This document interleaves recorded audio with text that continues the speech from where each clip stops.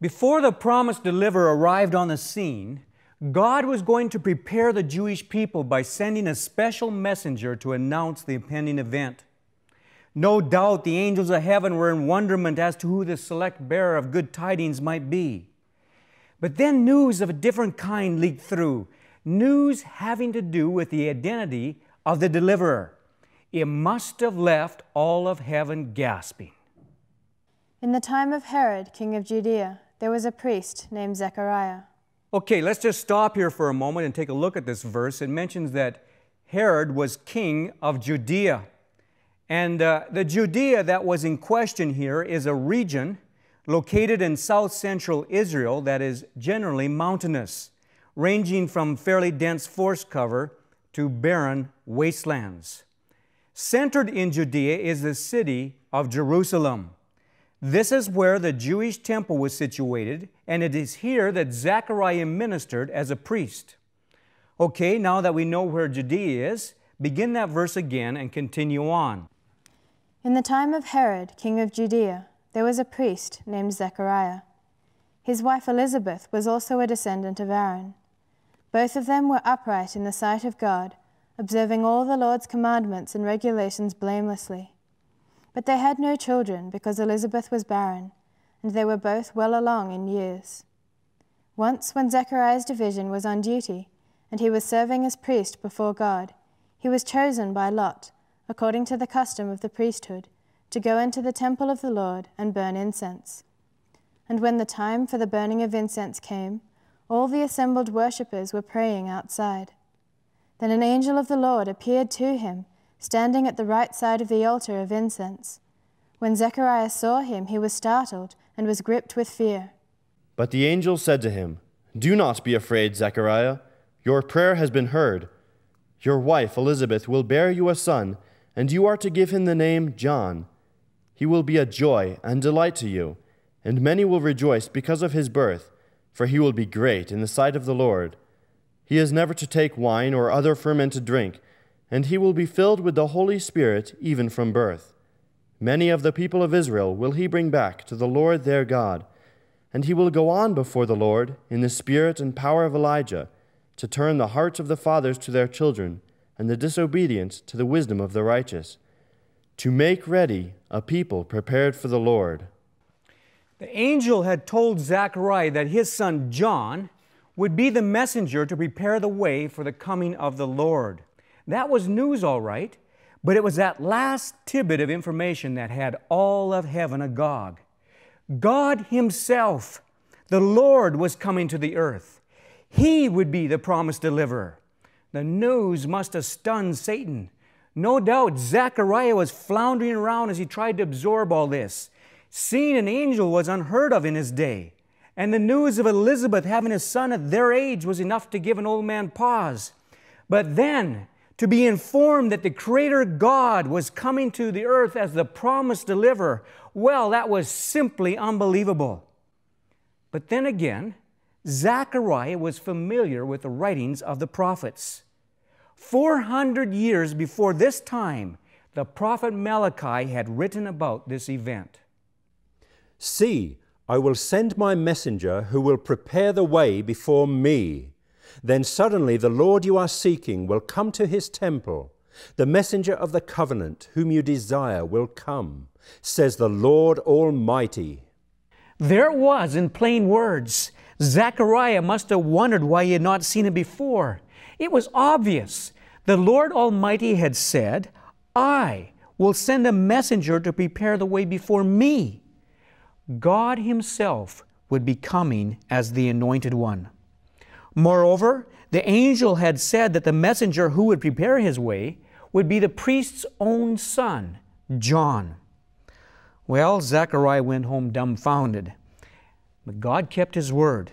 It happened just as the angel said it would. After this, his wife Elizabeth became pregnant, and for 5 months remained in seclusion.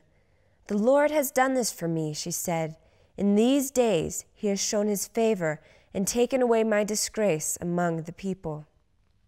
But a question must have nagged away at the back of Zechariah's mind. I mean, just how would the Creator come to earth? Would he come in a golden chariot driving 7 white steeds, surrounded with legions of angels all dressed in brilliant light? Would he unseat the Roman rulers, dump Herod off his throne? Well, the angel had not said. Now we take a scene shift. We go to another setting. The angel made another visit, this time to a young lady by the name of Mary. In the 6th month, God sent the angel Gabriel to Nazareth, a town in Galilee. Okay, let's just stop there for a moment. We need to find out a little bit about Nazareth before we move on. Nazareth is located in northern Israel, in a region called Lower Galilee. The city is perched on the mountains looking out over a broad valley, the Valley of Jezreel. This ancient city is now a modern and thriving metropolis, having long ago grown beyond its traditional town limits.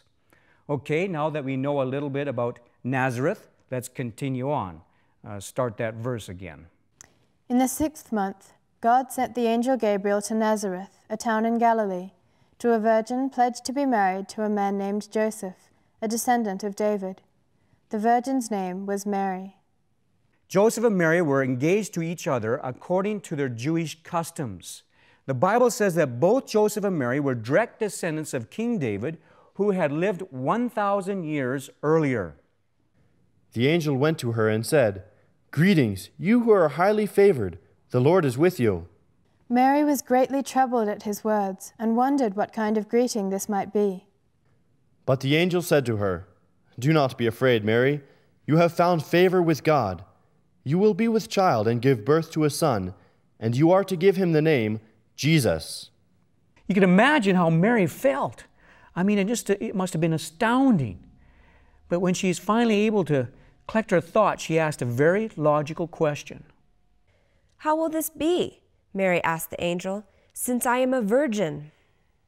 The angel answered, "The Holy Spirit will come upon you, and the power of the Most High will overshadow you. So the Holy One to be born will be called the Son of God." The angel was telling Mary that she was to be the mother of the promised deliverer. Now, there must have been a sense, a dawning, an awareness that came into Mary's mind at this time, because she knew the stories well, I'm sure. She knew that way back in the Garden of Eden, God had promised Eve that the promised deliverer would be her offspring. It did not say their offspring, referring both to man and woman. And now that the promise was about to be fulfilled and the child was to be born of a virgin, it would be her offspring only. The baby would not have a human father.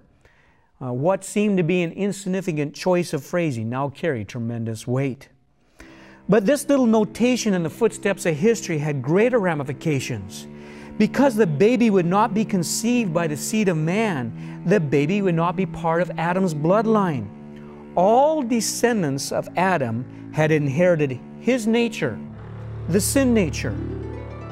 But Jesus would not be the son of Adam. Rather, he would be the Son of God. He would have the nature of the God Most High. No wonder the angel had referred to the baby as the Holy One. The child would be sinless, just as God is sinless. Jesus would be perfect from conception. So God would not be coming with all of heaven's pomp and grandeur. Rather, he would arrive on the planet as all mankind had and ever will, as a baby. The angel said, "Even Elizabeth, your relative, is going to have a child in her old age, and she who is said to be barren is in her 6th month, for nothing is impossible with God." "I am the Lord's servant," Mary answered. "May it be to me as you have said." Then the angel left her. Mary knew Elizabeth was too old to have a child. Surely if God could make it possible for Elizabeth to conceive, then it was just as believable for her as a virgin to have a child.